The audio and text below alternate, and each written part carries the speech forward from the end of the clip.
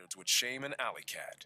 For some reason or other, they absolutely refuse to accommodate themselves to any kind of decent, civilized life. This was said in 1956 in Indianapolis, not about blacks or other minorities, but about poor whites from the South. Interesting. Nor was Indianapolis unique in this respect. A 1951 survey in Detroit found that Wow. white Southerners living there were considered undesirable by 21% of those surveyed, compared to 13% who ranked blacks the same way. In the late 1940s, a Chicago employer said frankly, "I told the guard at the plant gate to tell the hillbillies that there were no openings." When poor whites from the South moved into northern cities to work in war plants during the Second World War, occasionally a white Southerner would find that a flat or a furnished room had just been rented when the landlord heard his Southern accent. More is involved here than a mere parallel between blacks and Southern whites. What is involved is a common subculture that goes back for centuries, which has encompassed everything from ways of talking to attitudes toward education. Wow, that picture is very revealing. The picture itself is very revealing. You have someone from the north, the southern, the southern, the people from the south, and then the blacks. As a depiction. Wow, it's very interesting.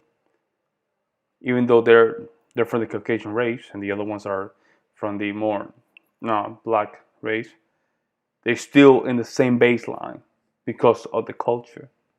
Education, violence, and sex, and which originated not in the South, but in those parts of the British Isles from which white Southerners came.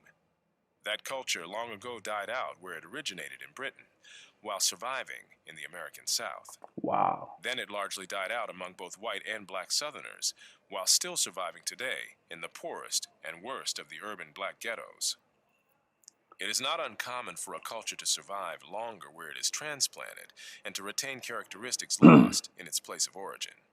The French spoken in Quebec and the Spanish spoken in Mexico contain words and phrases that have long since become archaic in France and Spain.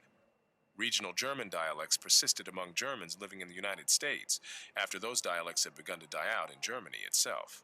A Interesting. scholar specializing in the history of the South has likewise noted among white Southerners archaic word forms, while another scholar has pointed out the continued use in that region of terms that were familiar at the time of the first Queen Elizabeth.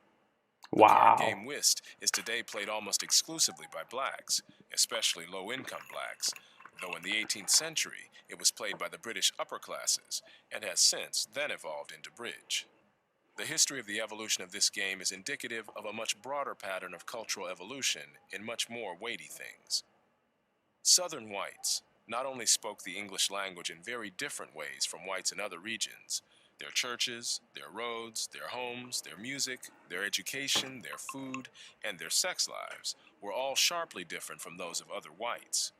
The history of this redneck or cracker culture is more than a curiosity. It has contemporary significance because of its influence on the economic and social evolution of vast numbers of people, millions of blacks and whites, and its continuing influence on the lives. Wow, so that means that the culture of degeneracy in Britain is still very predominant in the black community. If what Thomas Sowell is saying is that that Southern culture is still prevalent in the United States, right? Even back then was equally established. And of course, there's some differences because there's some classes differences because of the race. I understand that, but the culture itself has been kept on onto the present day. If that's the conclusion, um, can we go somewhere where we can just substitute the culture for the new culture? Now, this new culture has the same demand for the old one. And deaths of a residual population in America's black ghettos, which has still not completely escaped from that culture. Hmm. From early in American history, Foreign visitors and domestic travelers alike were struck by cultural contrasts between the white population of the South and that of the rest of the country in general, Wow. and of New England in particular. In the early 19th century, Alexis de Tocqueville contrasted white Southerners with white Northerners in his classic Democracy in America, and Frederick Law Olmsted did the same later in his books about his travels through the antebellum South, notably Cotton Kingdom. Mm. The cultural values and social patterns prevalent among Southern whites included an aversion to work, proneness to violence, neglect of education, That is sexual interesting. promiscuity, improvidence. That is so interesting. That is very interesting. They're basically wild. Very wild. Hmm. Drunkenness, lack Yep. of entrepreneurship, reckless searches for excitement, lively music and dance, and a Some style of guns. religious oratory marked by strident rhetoric, unbridled emotions, and flamboyant imagery.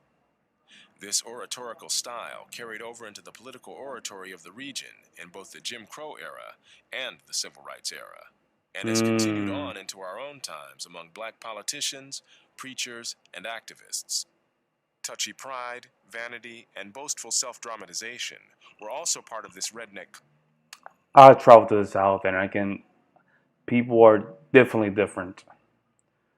Um,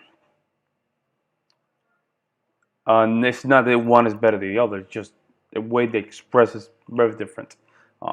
People from the South, they have more like a soul to their language, to their English dialect. Um, which it remind me actually when I used to live in New York. I just remind me from people from Brooklyn. Sometimes, people that didn't speak, the Eastern or New England, New York accent. If they didn't have a New York accent, it would resemble you. Uh, For example, I live right now in Wisconsin, and people right here in the ghettos, when they talk to you, they sound kind of the South.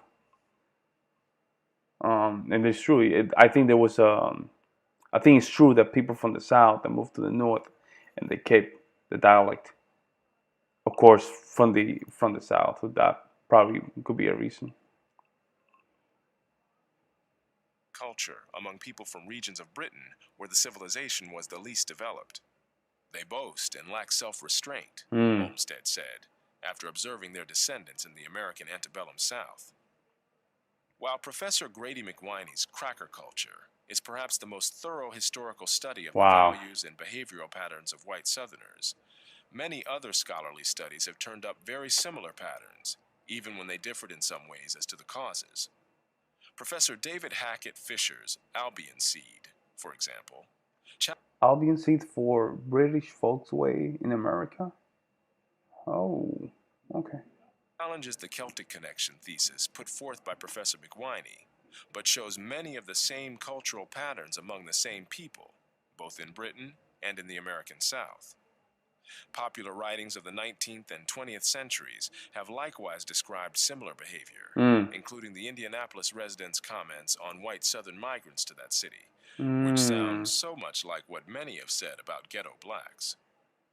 None of this is meant to claim that these patterns have remained rigidly unchanged over the centuries, or that there are literally no differences between whites and blacks in any aspects of this subculture.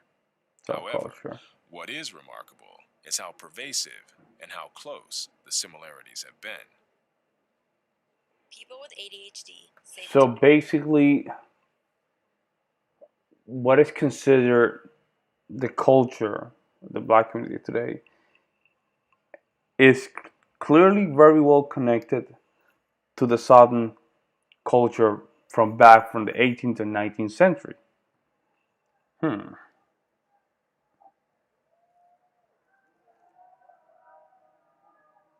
I mean, it could be. I mean, there's a lot of resemblance. I mean, the thing is that one group of people they managed to just drive and detach some of the bad aspects, even though probably common residuals.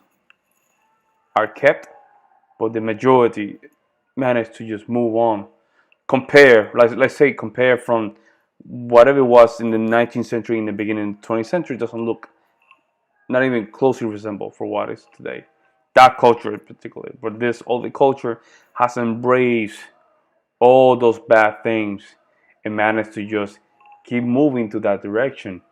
Because even though there's certain pendulums moving to the more upper class, right, or middle class, there's still a strong culture that is keep moving left, where still the gangster culture, sex and degeneracy is still very prevalent. I don't know. Thomas Sowell, again, he a great guy in these things, and I'm just learning from him. All right, this is it. Thank you so much, guys.